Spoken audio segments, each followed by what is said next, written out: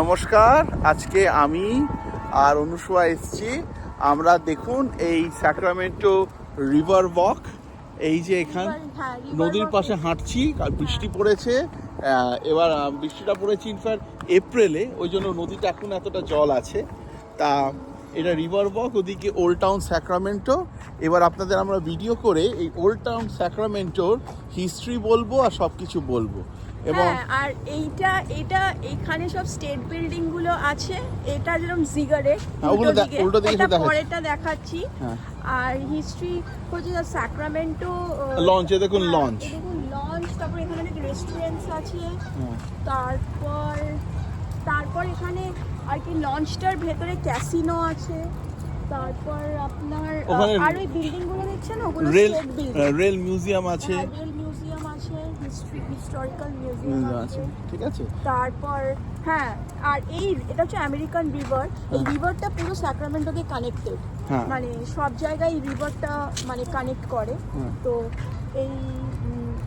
এটা বেসিক্যালি খুবই জনপ্রিয়। এটা বেসিক্যালি স্যাক্রামেন্টো রিভার, কিন্তু আমেরিকান রিভার আর স্যাক্রামেন্টো রিভার কম্বাইন হয়েছে। ওই দেখুন গিজের বাচ্চা এখানে দেখুন আছে, সেগুলো আমরা সব দেখাচ্ছি। গিজের বাচ্চা আছে, সব দেখাচ্ছি, চলুন আসি। এবার দেখুন আমরা এবার স্যাক্রামেন্টোর এবার স্টেট বিল্ডিং, এখানে রিভার ওয়াকের সেন্ট্রাল পার্টে এসেছি।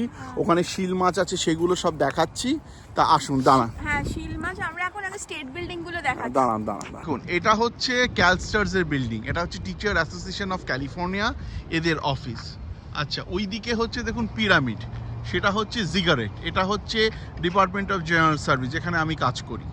আচ্ছা, এবার দেখুন স্যাক্রামেন্টো রিভার, এবং এতক্ষণে কিন্তু এই এপ্রিলের মাঝে শিল মাছগুলো কিন্তু বে এরিয়ায় চলে যায়, কিন্তু এখন দেখুন এখানে শিল মাছ একদম ভর্তি আছে।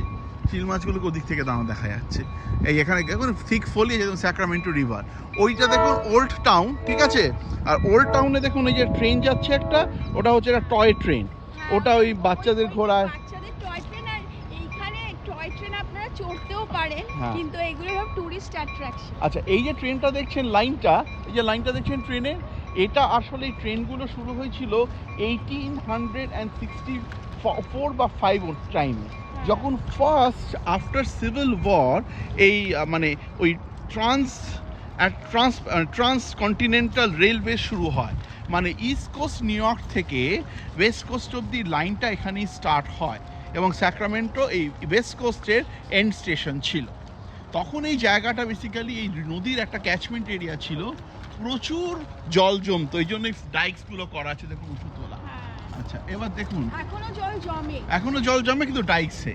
আচ্ছা, এবার এই দেখুন এখানে এ দেখুন শিল মাছ, এরা বে এরিয়া থেকে আপনার স্যাক্রামেন্টোতে আসে, উইন্টারে পুরোটা এখানে থাকে। কিন্তু এবার দেখছেন এই এখনো এপ্রিল মাস ঠান্ডা আছে বলে এখন এরা কিন্তু বে এরিয়া যায়নি, শুয়ে থাকে। দেখুন শুয়ে আছে, চিৎকারও করে। বলো। আচ্ছা, চলুন এবার আপনাদের নদীর পাশগুলো দেখাচ্ছি। এবার হচ্ছে এটা রিভার ওয়াক, এই সাইড দিয়ে হাঁটছি আমরা। তা এবার দেখুন যে